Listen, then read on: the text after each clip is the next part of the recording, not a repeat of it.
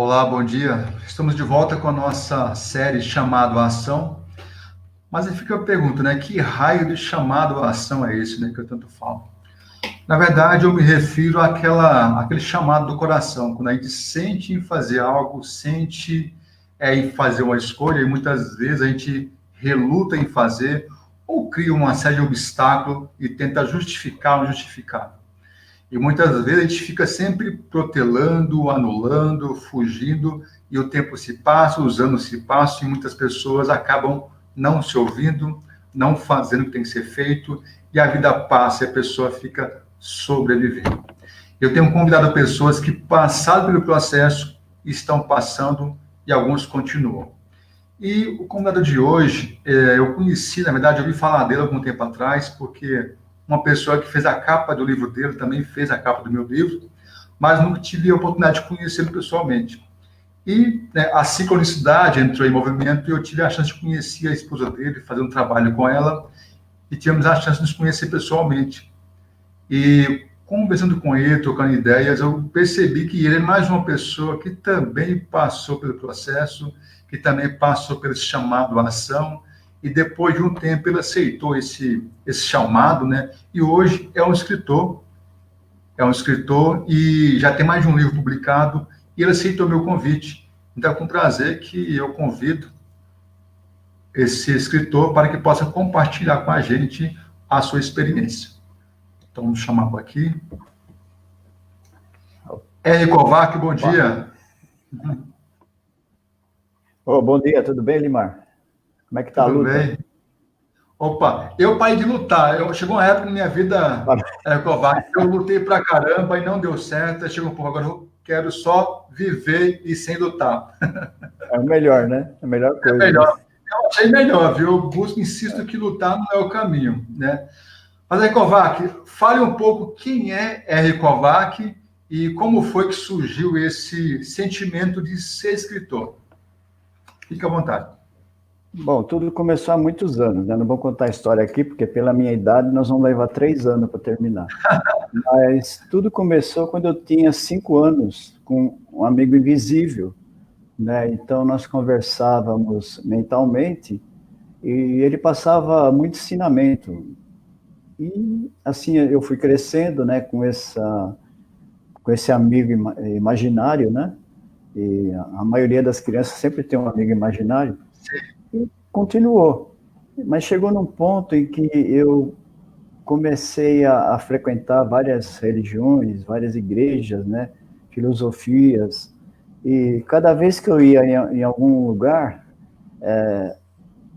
eu achava interessante o conhecimento que eu havia adquirido através desse imaginário aí, que coincidia com as coisas.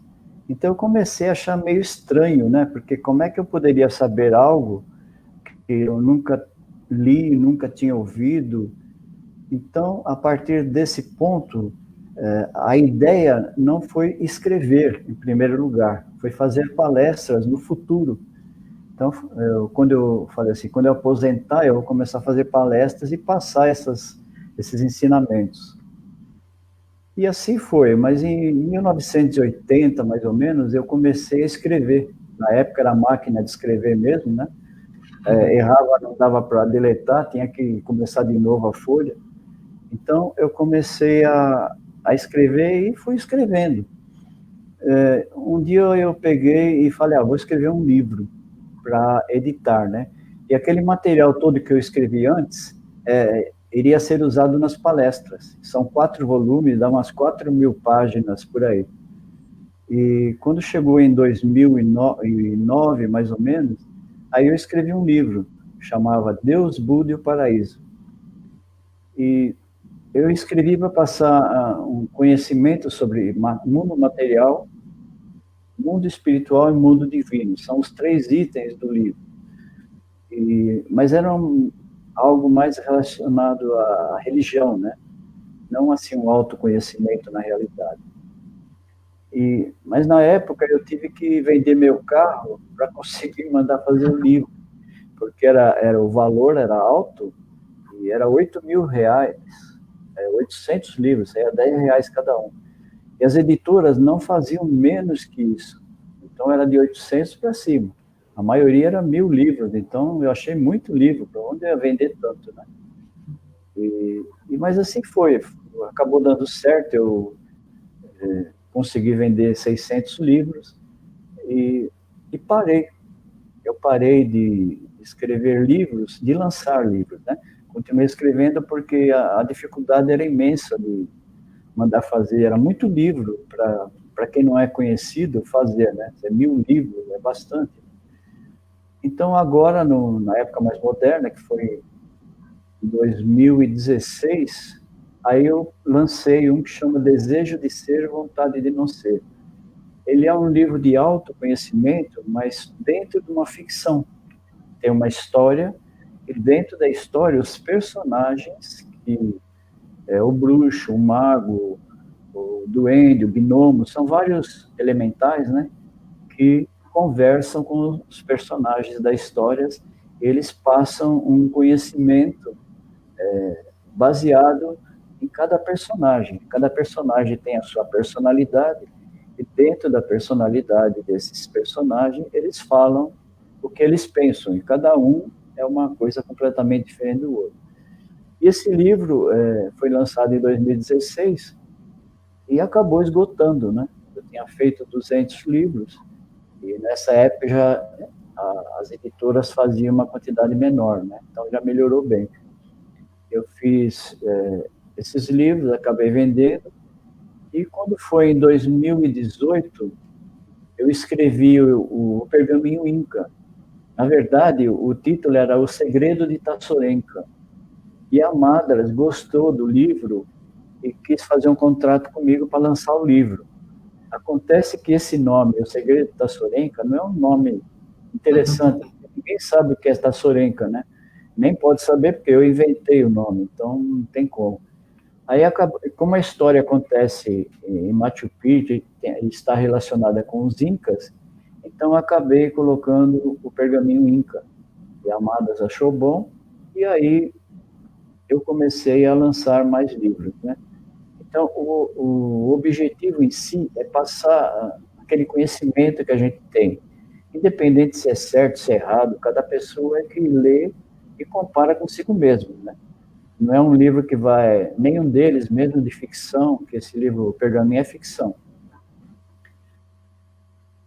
Eles induzem você a fazer nada, ou ensinam você a fazer nada, mas os livros fazem você pensar em você mesmo. Quando você vai lendo, a sua mente vai trabalhando, e por algum motivo, o que é interessante, a leitura atrai algo dentro de você. Já várias leitores já contaram histórias interessantes, né?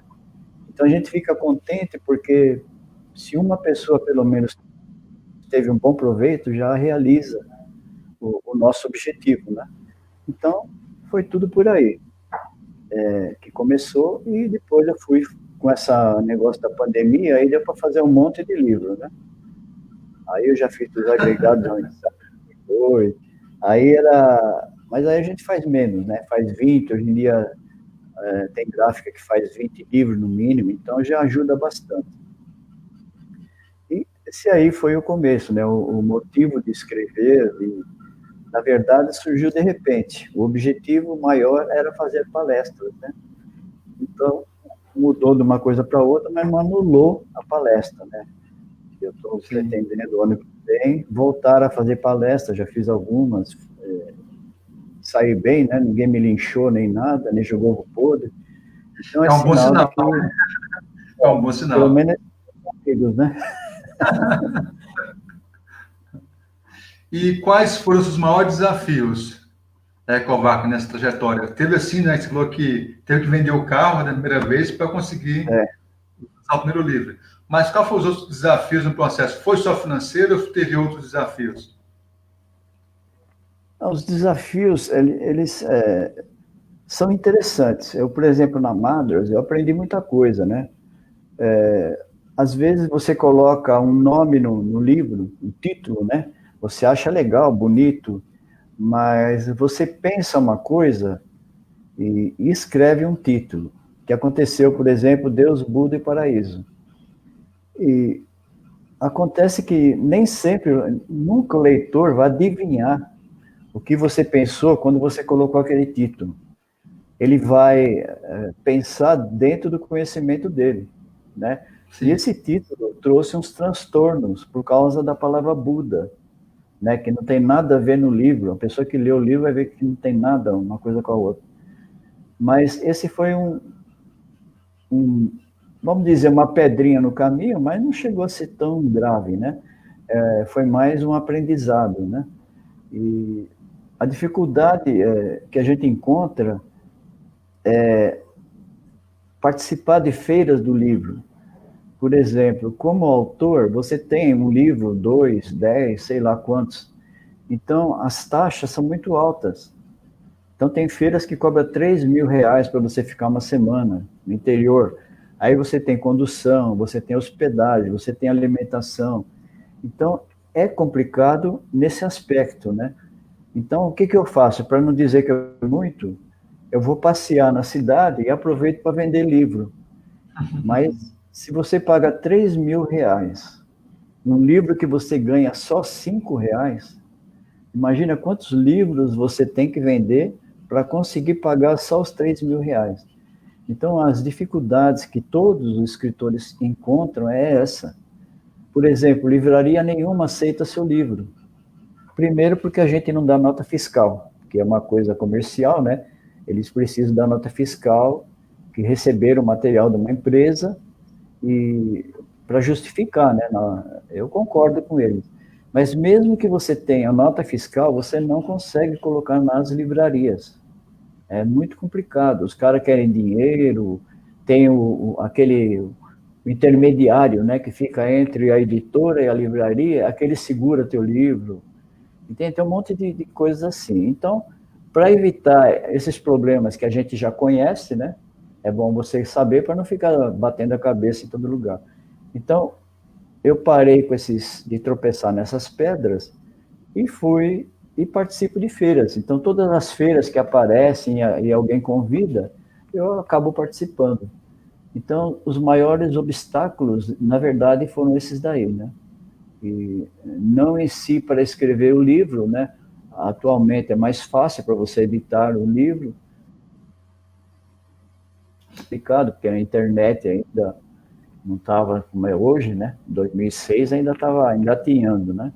Mas hoje está muito fácil, então você consegue publicar, você consegue mandar alguém fazer a capa, corrigir, né? Fazer a revisão do livro. Então, facilitou bastante a internet. E todo escritor ele tem que fazer propaganda do livro, não dele. Muitos escritores e escritoras fazem propaganda deles. Então você sabe que o cara existe, mas nunca sabe o que ele escreveu. Eu tenho algumas pessoas no Instagram que falam que não consegue vender livro. Eu falei, mas eu não sei o livro que você está vendendo. Só tem foto sua de short, de roupa, de chapéu em Nova York. O cara tem que saber que livro você vende. Faça propaganda dos livros. Eu falei, muita gente não sabe, nem sabe o nome de quem escreveu Harry Potter, mas sabe que existem vários livros dele. Entende? Então, o importante é o livro. O leitor na verdade, é o veículo, né? Que Sim. vai pegar o livro e colocar ali para o leitor adquirir. Então, muita gente não entende isso daí. Título do livro é importante, a capa do livro é muito importante, porque tem pessoa que faz capa que não dá vontade nem de chegar perto da capa. Tem outros que fazem uma capa muito bonita que você tem vontade de comprar, não sabe nem o que tem dentro. Eu já tive leitores que compraram lá o livro, o Pergaminho, o Amazonas, por causa da capa, acharam fascinante a capa. Eu falei, se você não gostar do livro, você faz o quadro, né, com a capa, e coloca na parede, pelo menos o que a pessoa gostou está ali, né? Mas essas daí foram as dificuldades que eu encontrei.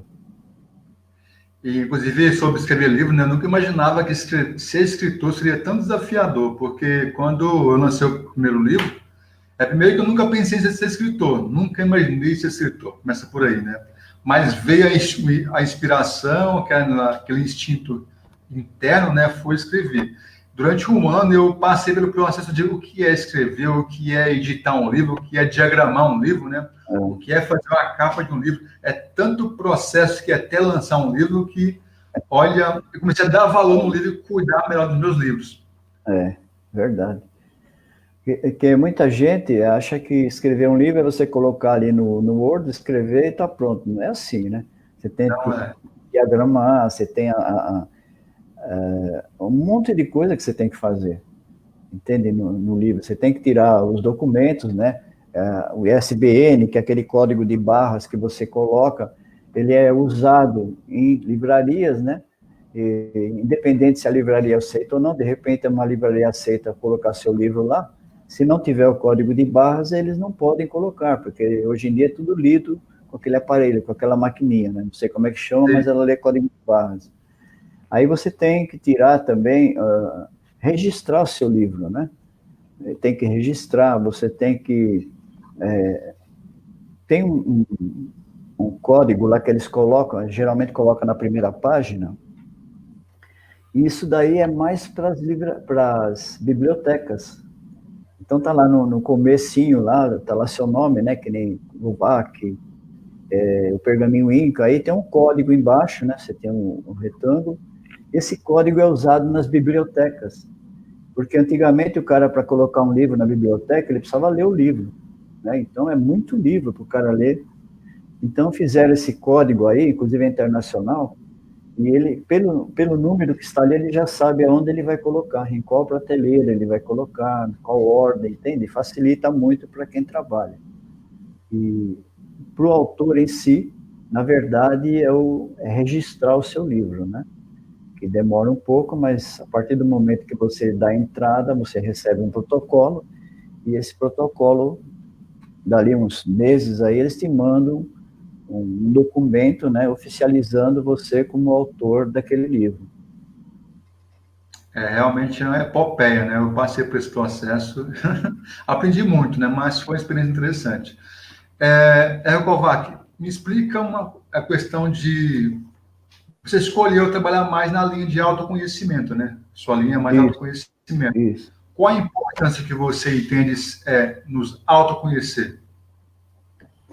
Bom, eu considero autoconhecimento, o nome já está dizendo, né? Quando você se conhece. Existem pessoas que escrevem autoconhecimento e confundem com autoajuda. A autoajuda, por exemplo, você diz para a pessoa o que ela pode ou deve fazer para ela consertar um problema, resolver um problema em si.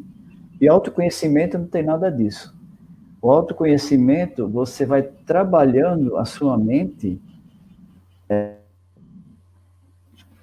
você tem que deixar todos os conceitos e teorias que você conhece de lado, não importa qual, né? Não é questão de certo ou errado, você tem que deixar de lado. Por que você tem que deixar de lado essas teorias e conceitos? Porque toda vez que alguém fala alguma coisa, você já rebate por causa de alguma teoria que você conhece. Mas isso que você está falando nem sempre é você, é a teoria que você aprendeu. Então você acha que ela está certa, que ela te deu crédito, né? E você repete. Entende? Então, autoconhecimento é você, por exemplo, se ler um livro de autoconhecimento, meu ou de outra pessoa, e você não pensa em nada, certo nem errado. Se o cara conhece ou não conhece, simplesmente leia. Uma criança, ela começa a aprender a ler, ela não define certo e errado, ela lê. Então a cabeça dela vai trabalhando a si própria. Ela mesma vai se conhecendo, mesmo a criança, né? Conforme ela vai lendo, ela vai criando ideias, mas é ela que está criando, não é a teoria que está se expressando através dela. Então, para mim, autoconhecimento é isso, você se conhecer. Mas para você se conhecer, não há necessidade de ficar voltando ao passado, e lá quando você nasceu. Não, isso aí já faz parte mais da autoajuda, né? Das ciências que trabalham a autoajuda, vão fazer uma terapia, alguma coisa desse tipo, procurar a base do problema. Então, é a parte. Autoconhecer é você partir do agora, desse momento, a sua mente trabalhar este momento, sem pensar no que está acontecendo e nada. Você tem que conseguir deixar a mente livre para poder fazer com que ela trabalhe para você, não contra você. Porque, na verdade, a mente não é a favor nem contra, ela simplesmente trabalha. Os corpos espirituais, eles não são a favor nem contra, porque nenhum deles tem individualidade. Eles assimilam e mandam de volta quando você aperta o botãozinho. O que é o botãozinho? O botãozinho é a sua emoção. Então você assiste um filme, chora, se emociona. Então tudo aquilo que se relaciona com esse tipo de emotividade vem à tona. Aí você relembra os choros do passado, os acontecimentos. Ao invés de eliminar esse negativo, você acumula mais negativo. O acontecimento continua o mesmo. Mas a intensidade de energia vai se tornando cada vez maior, mais intensa. Então, se autoconhecer é deixar essa emotividade de lado, deixar o acontecimento nesse momento de lado e ser você. Deixar a sua mente trabalhar com aquilo que você está lendo ou ouvindo. Pode ser onde for, você vai sei lá, qualquer igreja aí, o cara está falando, não fica comparando e nem aceitando direto. Deixa a sua mente trabalhar a ideia que ele está transmitindo para você. Então você vai conseguir tirar proveito disso. Vai ser doutrinado por uma teoria. Independente do certo e errado, toda teoria é exclusiva de quem criou. Se eu sigo, por exemplo, os ensinamentos do Sakyamuni, por exemplo, Buda Sakyamuni, eu não vou conseguir o que ele conseguiu. Por quê? Porque o que ele ensinou foi ele que conseguiu. Mas ele passa para você como ele conseguiu chegar a esse estado de iluminação. Mas não é para você imitar o cara, é para você se conhecer. Na hora que você ouve os ensinamentos, deixa sua mente trabalhar, sua mente ela consegue ultrapassar a barreira que os corpos espirituais fazem e ter uma comunicação direta com o seu espírito de luz, através do corpo causal. Mas não vamos entrar muito em detalhe, que senão eu vou confundir aqui a coisa. Então, o essencial é deixar a mente livre das teorias. Então, isso, para mim, é autoconhecimento. Inclusive, você falou sobre o Buda, né? Referente, hoje as pessoas viu que modelam ele, né? Na neurociência fala modelagem, né? Modelam isso. E seguem, né? E não há nada de errado nisso, mas, na verdade, passa uma mensagem, muitas vezes, né, meio distorcida, né? Isso em todas as religiões, né? Muitos segmentos, às vezes, não é um pouco distorcido. Eu lembro, nós trocamos ideia no café nosso, temos oportunidade de ter, sobre a meditação, né? E aquela conversa nossa, porque teve uma época que eu tive experiência com chá de ayahuasca. Você já teve experiência com ayahuasca? Eu não tive, mas eu já ouvi falar. Eu já tive, porque assim, teve uma época que eu estava nessa busca por algumas... Eu tinha as respostas, mas não sabia juntar o quebra-cabeça. Eu tinha que saber, eu queria saber. E assim, como tem a sincronicidade, né, como Jung fala, eu fui convidado por uma pessoa a participar de uma cerimônia, todo o processo. Eu confiava nessa pessoa e fui. E assim, foi muito, muito interessante. Aí eu era por dose, eu fui até a segunda dose, que é um copinho de café. E assim, muita coisa aconteceu naquele dia. Muita coisa aconteceu. E só que terminou, eu fui rever todo o processo que eu passei durante a experiência e eu atingi um estado de consciência que eu já senti que eu tinha passado por aquele estado sem tomar nada de ayahuasca, nada. Eu falei, cara, mas não precisa, esse é o ponto. Mas aí que tal? O que foi? Aí eu pensei, bom, o que me estimulou naquela ocasião que me levou a atingir esse estado, né? Eu estava meditando, o que eu estava fazendo? Aí eu fui pesquisar, refletir, quero fazer aquela autoanálise, né? E aí faltou informação. E quem já passou por isso sabe quando você essa experiência com ayahuasca, ainda fica requisitos ainda. Você ainda corre para o banheiro, você ainda tem vômito ainda, tem essa limpeza que acontece. E depois de alguns anos, faltava ainda dentro de mim, falava, falta algo, alguma informação que você não pegou naquela experiência, tem outra. Eu busquei outras pessoas que faziam aquele processo, encontrei um local que também faziam a cerimônia do ayahuasca. Eu fui para Franco da Rocha. Olha só onde que eu fui, Franco da Rocha. Era um ritual xamânico, né? Porque a minha origem, a descendência é de português e É. índio, né? Bom, vou voltar às minhas origens, vou indígena, né? Nos indígenas. E aí eu conheci um pessoal que fazia ritual xamânico usando ayahuasca. E fui para ter aquela resposta. E eu passei pelo processo, fui até na terceira dose agora. E o bacana é que eu passei aquele estágio que eu tinha atingido na primeira experiência, né? Alcancei outro, e lá eu entendi que eu já tinha realmente passado pelo mesmo estado, mas sem tomar ayahuasca. E aí, depois de uma palestra que eu tive a oportunidade de ter, sobre meditação, né? Que essa pessoa falava assim, meditação é me dizer, né? O que você fala com você, o que o seu eu interior fala com você. E aí eu entendi que a meditação nada mais é que ser nós mesmos, né? Ser quem realmente nós somos. Naturalidade, espontaneidade. Fala um pouco a esse respeito, sobre meditação e espontaneidade. Então, nesse livro aí do Pergaminho Inca, tem um trecho em que eles estão na montanha de Machu Picchu e conversando com o mago. Então, são os moradores, né, de Machu Picchu, e estão conversando com o mago, e o mago fala, bom, agora nós vamos meditar. Então, todo mundo senta no chão, cruza as pernas, faz posição lá de oração, fecha os olhos, e o Cláudio, que é o personagem principal, ele olha de lado e vê que o mago está em pé, olhando as estrelas, tá lá, ó, tá nem aí, né, com sentar no chão nem nada. Aí o Cláudio fala, ué, mestre, você não vai meditar? Ele falou, eu estou meditando. Ele fala, mas como, você está em pé? Ele falou, mas existe alguma posição para meditar? Se meditação eu preciso fazer tudo o que vocês estão fazendo, vocês não vão fazer nada na vida. Vão ficar sentado de olho fechado. Meditar é ser você, é ser natural. Não existe posição especial.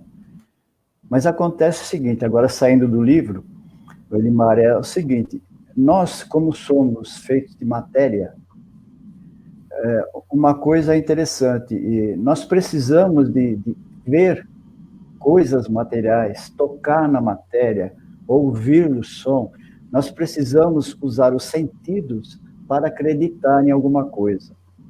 Então, esse chá que você falou, é isso aí. Você toma aquilo sabendo que ele vai te fazer algum efeito, vai produzir alguma coisa. Então, inconscientemente, você acaba entrando num estado pessoal que você mesmo cria, a sua crença, a sua fé. Porque fé não é só acreditar em Deus. Tudo aquilo que você acredita, seja bom ou ruim, é fé. Se você acredita no mal, essa é a sua fé. É isso que você vai receber, o mal. Entende? Então, meditar é o que nós estamos fazendo aqui, por exemplo, conversando sobre as coisas naturais. Nós estamos meditando. Entende? Não estamos, eu, por exemplo, nós não estamos repetindo o ensinamento de ninguém, sendo um gravador, né? Nós estamos deixando a mente trabalhar. Então, nós estamos meditando. É óbvio que, com o tempo, a gente vai conseguindo, não vou dizer se aprimorar, mas você vai conseguindo ver sem a parte material, sem os sentidos materiais, né? Então, aí você passa a ver de uma outra forma. Alguém chama de terceiro olho, que é o olho astral, essas coisas todas. Então, meditar é você ser natural. Ser natural não é ficar repetindo o que os outros falam, como se aquilo fosse uma lei, uma regra. Você, quando vai meditar, você pensa em deixar a mente vazia. O fato de você pensar em deixar a mente vazia para meditar, faz você pensar. E quando você pensa, você não consegue meditar. Então, meditar não é pensar em determinado estado, não é você querer entrar em determinado, é simplesmente ser natural. Eu gosto muitas vezes de dar exemplo com as crianças, porque as crianças nascem pensam de modo natural. Elas não conhecem nada, vamos dizer assim. Elas têm a mente pura. É essa mente pura que nós devemos deixar nesses momentos. Quando a criança vai aprendendo com o adulto um monte de coisa, ela vai criando máscaras.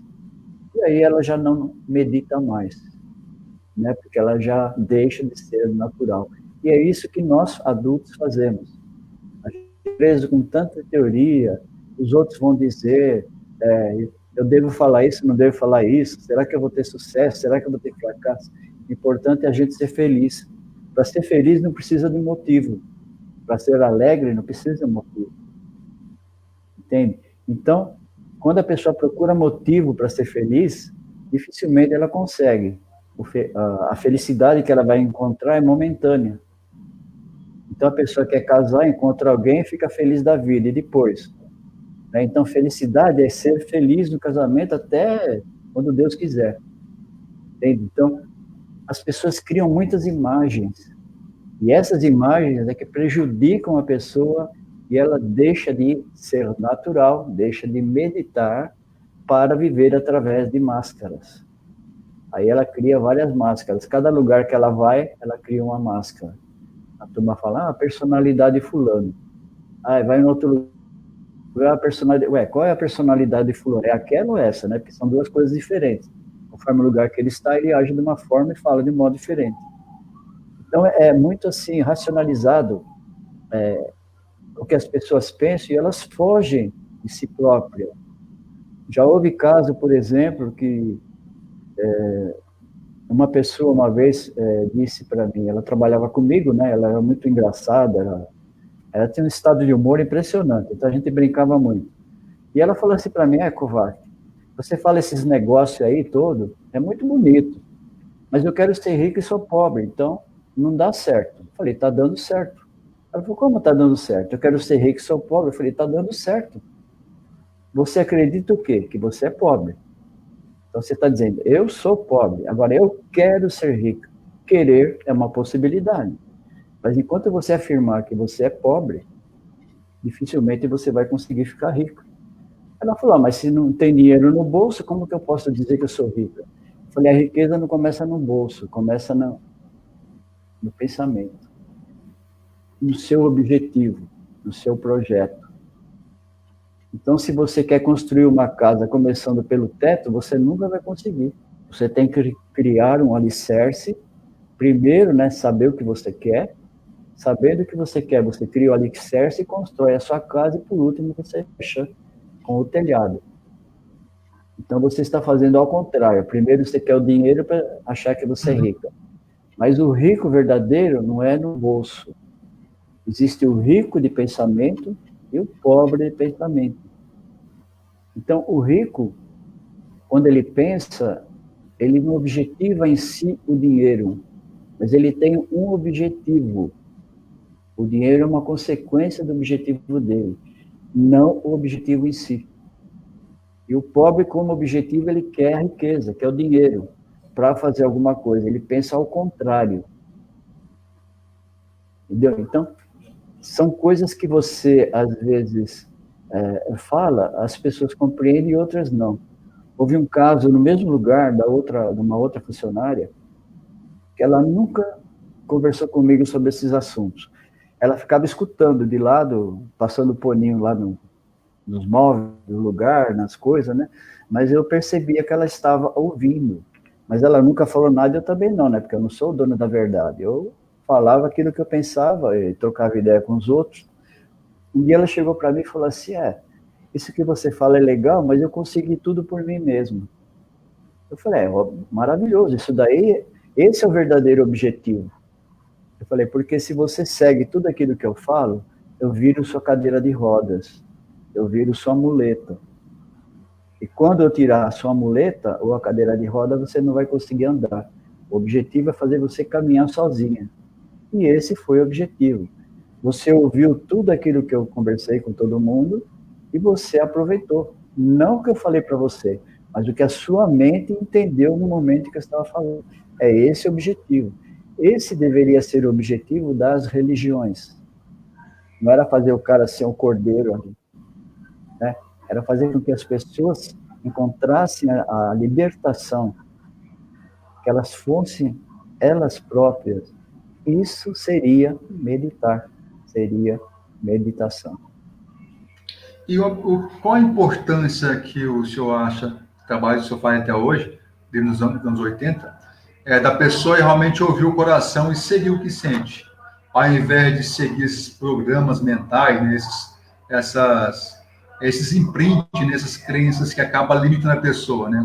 Então, qual a importância de ouvir oração e seguir, né, esses estímulos internos?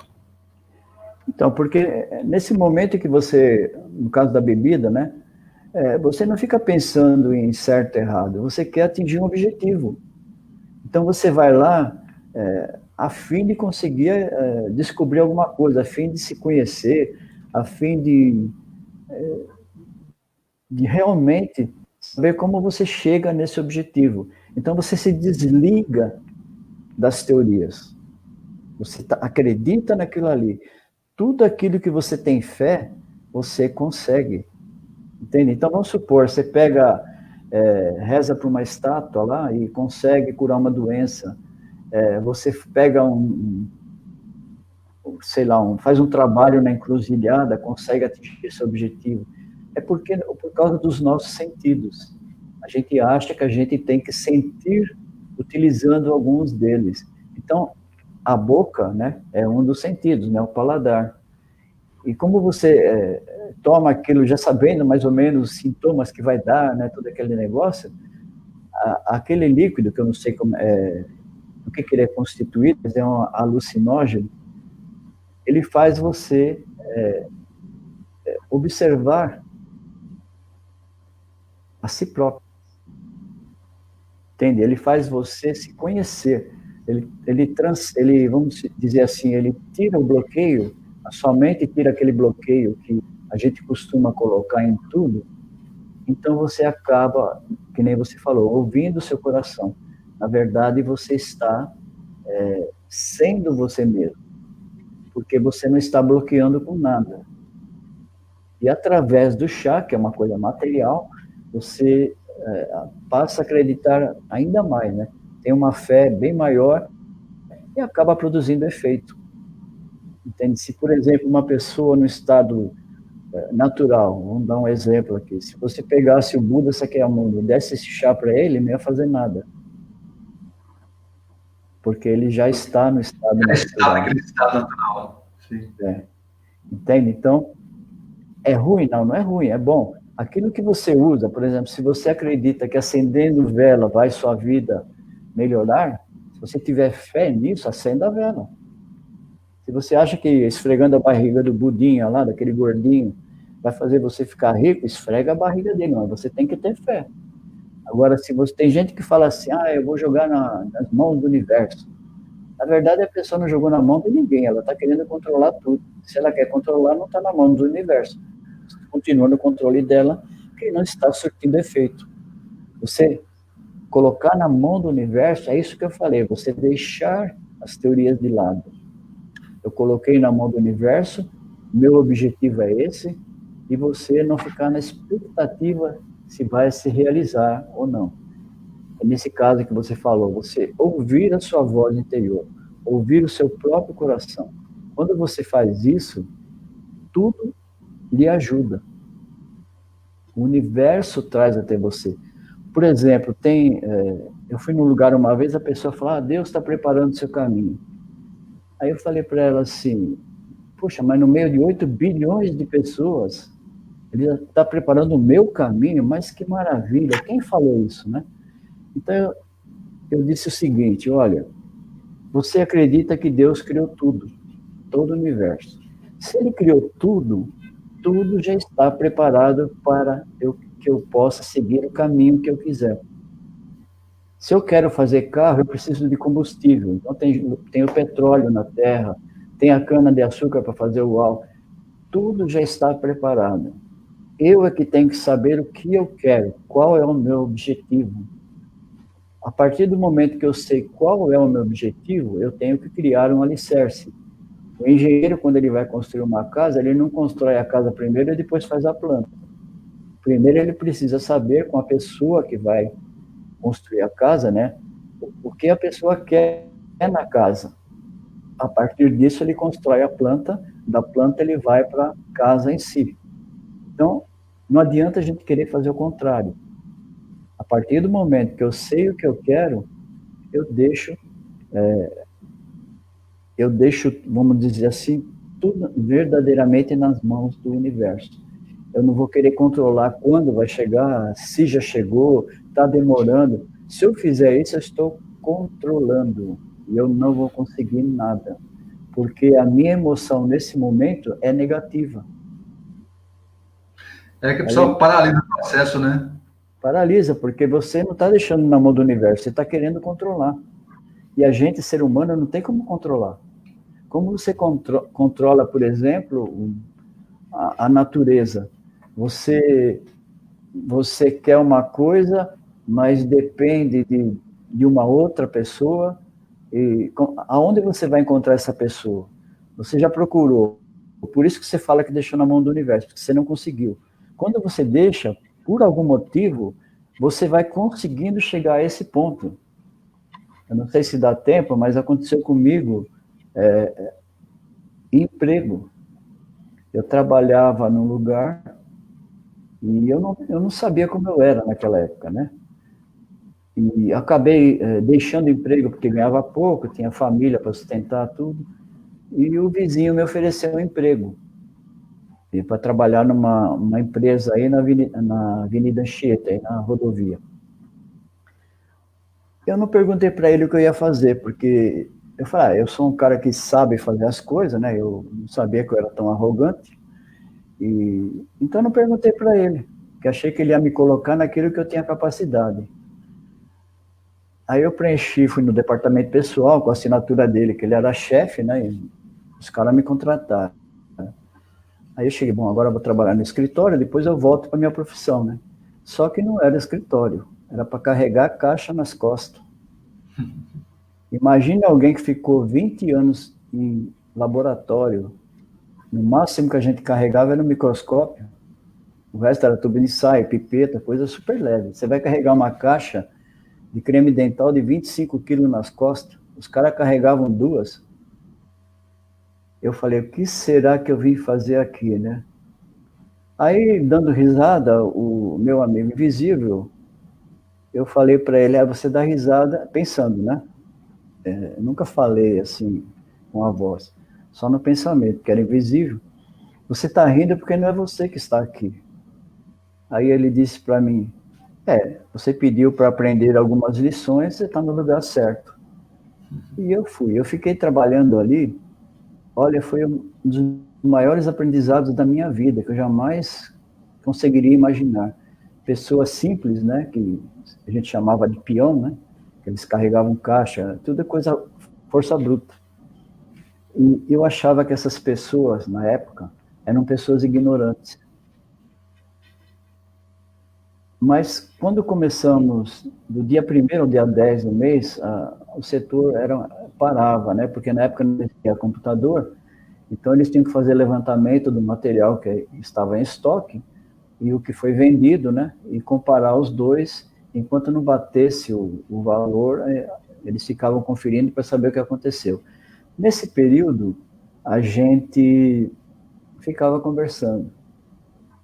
E foi muito interessante. Eu lembro da primeira conversa, tinha uns caras lá que eram bem agressivos, né? Tinha uns lá que era o máximo da violência, né? Mas eu estava entrando ali, né, me achando, né? E foi interessante, porque eles estavam falando na rodinha que não acreditavam em mulher nenhuma, que mulher tem que ser assim, assado. Então foram só criticando, né? Só dando uma de machão, né? Aí eu ouvi aquilo e sei lá por que eu fui abrir a boca.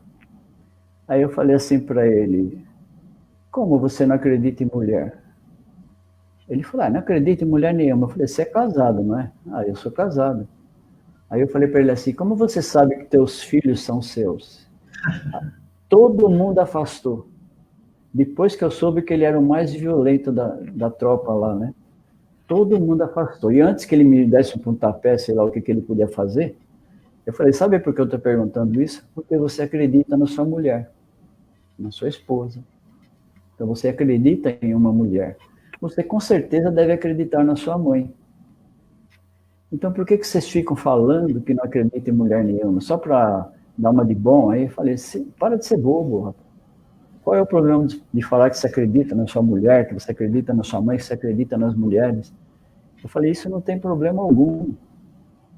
Aí começamos continuamos a conversar, e aí a conversa fluiu nesse sentido, né? E foi muito legal, porque com isso eu fui aprendendo muita coisa. Eu percebi que eles ouviam o que você fala, pensavam no que você falou, e não é que eles fossem seguir o que você falou, mas eles pensavam naquilo. Então eu percebi que eles eram naturais, apesar da violência, que era uma coisa diferente, né? Violência em termos, né? Porque nunca ninguém foi violento lá. E eu percebi que eles ouviam.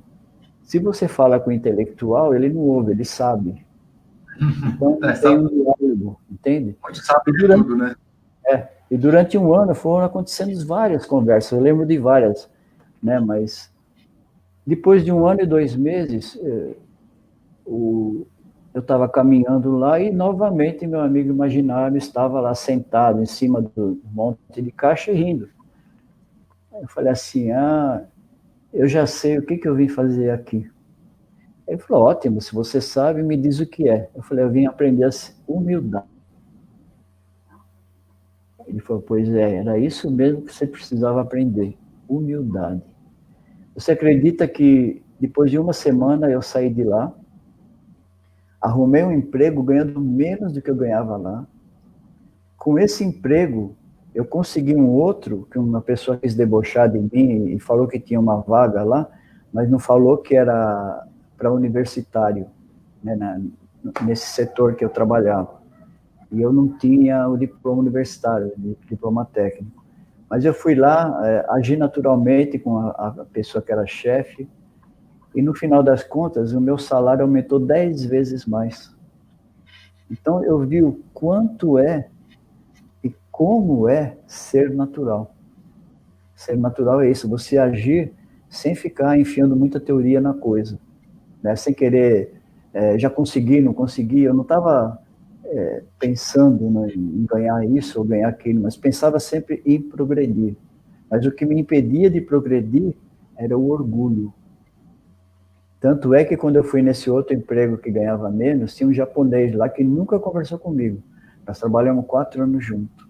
Quando eu voltei lá essa vez, ele falou, nossa, você está tão diferente. Eu falei, como diferente? Eu continuo sendo eu mesmo. Ele falou, não, você está mais humilde agora. Então, olha, aquilo foi um balde de água fria, né? E realmente, então, dali para frente começou tudo a melhorar. E eu nunca fiquei assim, estipulando prazo, me desesperando, agindo, querendo a coisa rápida, né? Porque tudo exige um tempo, é matéria, né? Sim. Você vai querer ser médico, não dá para você pegar o diploma amanhã, você tem que seguir a sequência, fazer a faculdade de medicina, até chegar lá. Né? E assim, processo, né? É um processo. Só que quando você vai entrar numa faculdade, né, tem o alicerce, que são o primário, todas aquelas até a oitava série. Então você vai fazendo a coisa gradativamente até chegar no seu objetivo, que é ser médico, né, ou qualquer outra profissão.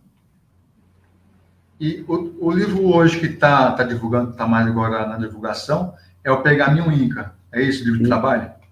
É, o Pergaminho Inca. Esse é um Fala livro... um pouco dele, para a gente conhecer melhor. Então, o Pergaminho Inca é um livro de ficção. O Cláudio é o personagem principal. Ele tem um sonho, e esse sonho se repete durante uma semana. Toda noite o mesmo sonho. Como se fosse uma reprise, né, no filme. E como ele é arqueólogo, no sonho ele vê um casal segurando 2 pergaminhos no alto da montanha de Machu Picchu. Então, como os incas nunca deixaram nada escrito, né, nunca foi encontrado nada escrito por eles, então esse Cláudio pensa, bom, se existirem esses pergaminhos, será a descoberta do século. Aí ele começa a procurar alguém que tem interesse, né, em financiar a pesquisa, a busca. Aí ele encontra o William, que é um milionário excêntrico e coleciona raridades, coisas antigas, e acaba contratando o Cláudio, porque esse William, ele também tem alguns documentos que provam, documento não, ele tem uma pintura indígena que prova que mostra um casal segurando uma escritura. E o casal é um casal inca. Então, pela coincidência do sonho e da imagem, ele acaba contratando o Cláudio e a secretária dele, a Júlia, né, para ir até Machu Picchu tentar encontrar ou descobrir alguma coisa que se relacione, né, com o pergaminho ou algo deixado pelos incas. E aí começa a história. O Cláudio é casado com a Laura. A Laura, eles têm uma indústria, né, de robótica, né? Mas o Cláudio gosta mesmo da arqueologia. Então a esposa toma conta da indústria e ele trabalha com a arqueologia. E aí eles vão até Machu Picchu e vão acontecendo muitas coisas no caminho, na trajetória até chegar lá. Aí eles entram, chegando no alto de Machu Picchu, eles encontram uma caverna que ninguém conhecia. E para dizer uma coisa interessante, eu descobri que esse local onde nós escrevemos que essa caverna existe, fica entre as duas montanhas, Machu Picchu e Huayna Picchu. Entre as duas montanhas tem uma passagem, que é um túnel, né, na montanha. Em cima dessa passagem é a caverna dos dois entraram. E existe uma gruta lá. Né? Então eu falei, que interessante, né, que coincidência, né, disso daí. Então quando eles entram nessa gruta, os dois, assim que eles entram, a abertura é muito pequena, eles precisam entrar arrastados pelo chão, né, porque não dá para entrar em pé, e assim que eles entram, desaba a entrada e fecha, e eles não têm mais meios de voltar por ali.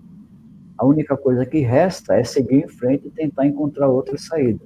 Como eles são arqueólogos, eles têm a mochila, né, com vários equipamentos lá que o arqueólogo usa, né? Lanterna, machadinha, então várias coisas normais da profissão. E eles vão seguindo em frente por esse túnel. E durante o trajeto, eles vão ouvindo vozes, eles encontram coisas bem assim relacionadas à espiritualidade, onde eles começam a navegar no mundo mais profundo. E o Cláudio é apaixonado pela Ana Júlia, mas ele é apaixonado pela esposa. E a Ana Júlia é apaixonada por ele, mas a esposa do Cláudio é a melhor amiga dela. Então os dois seguram o sentimento por respeito a Laura, né? E o próprio Cláudio e a própria Ana Júlia, que os três são muito amigos. Então eles têm várias batalhas ali dentro. Uma é conviver, não sabe quanto tempo, com esse sentimento. A outra é encontrar uma saída, porque se eles não encontrarem, eles vão morrer ali dentro. E a terceira é saber se existe ou não os pergaminhos, como que eles vão fazer isso. Então a história é baseada nesse princípio. Tem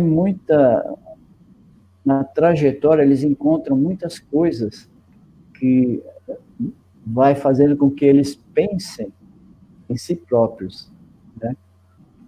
Inclusive tem esse chá que você falou, no trecho da história, né? Eles tomam esse chá também. Ah, não sabia. E lá a gente dá as duas plantas que são usadas, né? O cipó e as folhas de uma árvore. Então, ali tem muita coisa. Por exemplo, eles chegam num ponto que um rei lá que eles encontram no caminho diz o seguinte para eles: a luz sem o seu reflexo nada pode conseguir. Então, se você vamos dizer agora no nosso dia a dia, você fala que Deus é luz, Se você ficar de costa para ele, você só vai ver a sua sombra no chão, e não a luz. A luz está nas suas costas. Então você não tira proveito algum disso daí. Se você fica de frente para a luz, entende? Você enxerga melhor. Você não cria sombra. E na história, eles vão dando vários detalhes assim. Não é uma história que tem filosofia, assim, não. Mas é realmente uma história de ficção. Tem muita ação. Tem um trecho que aparece os 3 deuses incas, que esses são os deuses que os incas acreditavam, né? Que é a serpente, o puma e o condor. A serpente seria a fase materialista, como tem na Bíblia a serpente que dá o fruto lá para Adão e Eva, né? A serpente simboliza a pessoa que se apega às coisas materiais, porque a serpente não tem perna, ela precisa se arrastar na terra, se arrastar em cima da matéria para conseguir o objetivo. Então, quando a gente tem apegos, a gente está na fase da serpente. Depois, quando você se liberta desse apego, você entra na fase do puma. O puma, ele pode correr para onde ele quiser, só que ele tem que sair em busca, ele tem que procurar o alimento, senão ele morre de fome. Então, é uma fase materialista, mas que livre do apego. E quando você se liberta do tem que ser assim, aí você entra na fase da condor. A condor representa a espiritualidade, porque a ave, ela voa para onde ela quiser, não existem barreiras. Então, esses 3 deuses são os 3 deuses incas, e na história eles participam dentro dessa estrutura de conhecimento dos incas. Então, no livro tem muitas coisas sobre os incas, né?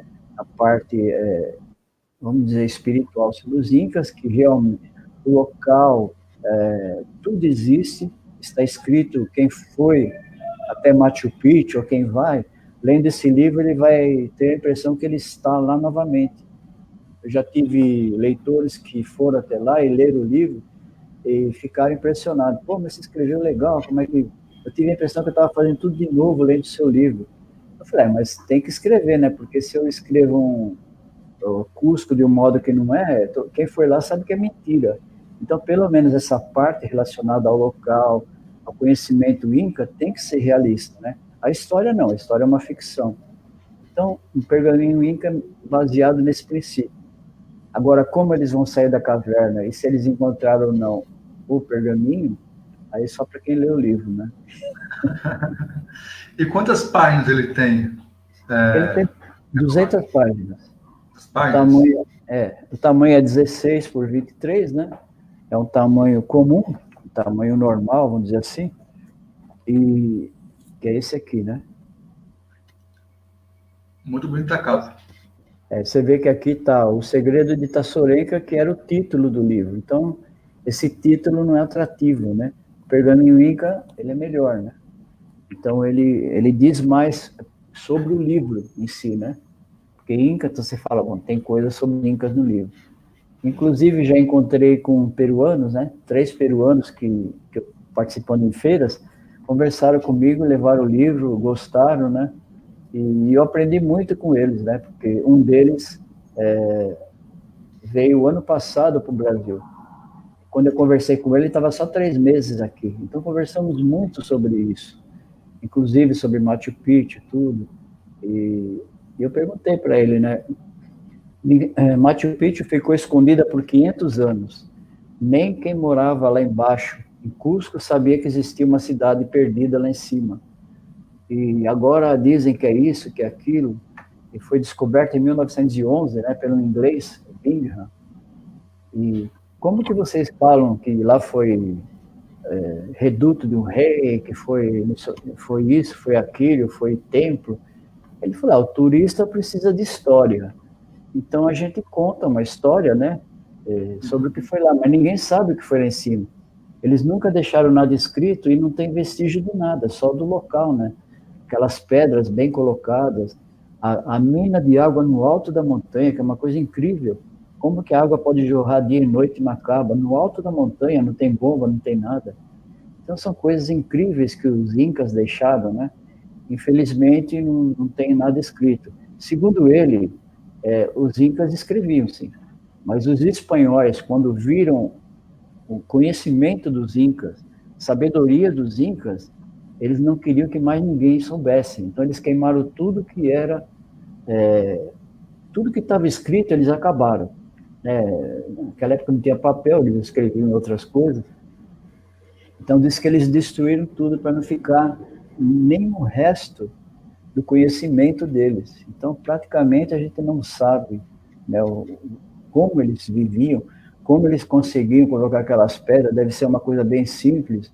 Hoje as pessoas criam robôs, criam um monte de coisa para pôr as pedras, mas na época não tinha nada disso, né? E Sim. você vê com uma pedra daquela nas costas de toneladas, não era qualquer 1.000 pessoas que ia puxar ela para cima. Então, o conhecimento que esses povos tiveram, os sumérios, né, que é outro povo que também tentaram acabar com todo o conhecimento dele para ninguém ficar sabendo, e é muito absurdo. O ser humano tem hora que ele é muito egoísta, né? Ele, não, ao invés de aproveitar coisa boa, ele não aproveita, ele quer manter ali, né? Então eu gosto muito desse tipo de conhecimento, né? Inclusive as pessoas no local, você conversa com quem viveu lá, quem vive lá, porque as pessoas te passam o dia a dia deles, né? Não é uma história que você leia, que inventam na internet. Então é muito legal, e mais ou menos meus livros são baseados em coisas históricas, né? Ao mesmo tempo você aprende um pouco de história e, ao mesmo tempo, tem a ficção, que é uma invenção, né, que a gente descreve como se estivesse acontecendo nesse lugar. Esse E daí se alguém quiser comprar o seu livro, como é que faz, Kovac? ou Eu vou. pode comprar comigo, né, que é mais difícil, né, ou pela internet no meu site, né. Ó, eu Você, coloquei aqui sua página aqui, né? Para quem quiser acessar, né? esse é do Facebook. Agora, do site é rcovac.com.br/Covax. É CS no final. Tá. A pessoa entrando também na fanpage consegue entrar em contato? Consegue, consegue sim. Porque tem aquela mensagem, né? Dá para É entrar o por mensagem. Messenger, sim. Sim. Dá para entrar em contato sim. E agora aproveitar que está um preço bem, um bom desconto, né? Porque nós participamos da Bienal e ainda estou mantendo os valores. O livro estava, você vai encontrar até em livraria. Nas grandes livrarias tem esse livro porque foi a Madras que colocou, né? A Ah, Madras legal. é uma editora grande, é a maior editora da América Latina, então, de livro esotérico. Então, eles têm contrato, né, com as livrarias. Então, eles conseguem. Dos meus livros, esse é o único que você pode encontrar nas livrarias grandes, né? E, e além disso, se alguém mora em Santana, por exemplo, pode ir na própria Amadas, eles têm uma livraria embaixo que pode comprar ali.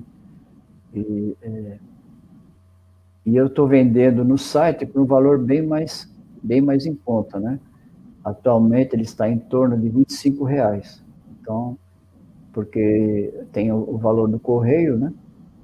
Praticamente eu não, se eu considerar o preço normal, eu praticamente não estou cobrando correio, que sai mais ou menos com o correio uns R$ 32 por aí. Então é onde você pode comprar o livro e aproveitar a época, né, que é Natal, e dar de presente. Verdade, verdade. Bom, Kovac, primeiramente, obrigado por ter aceito o convite, por ter compartilhado com a gente um pouco do seu conhecimento. E espero ser o primeiro de vários outros eventos que a gente possa participar juntos. Ah, com certeza estaremos à disposição, né? Qualquer coisa é só avisar e a gente participa. Espero que as pessoas aproveitem, né? Ao ouvir, deixar a mente livre, né? De qualquer coisa e não considerar isso que nós conversamos como teoria. Simplesmente um bate-papo e aí dentro do bate-papo você tem a sua opinião baseada em você, não baseada em teorias anteriores. Deixe a sua mente livre que você vai ter muito sucesso na vida. Falou. Viver a experiência, né, Kovac? Com certeza. Isso é o mais importante, né? Não posso Bom, viver a experiência do outro. verdade. Obrigado a todos também que estão nos vendo agora, que possam nos ver futuramente e até a próxima oportunidade. Grande abraço. Falou, obrigado, hein? Tudo de bom para vocês aí. Valeu.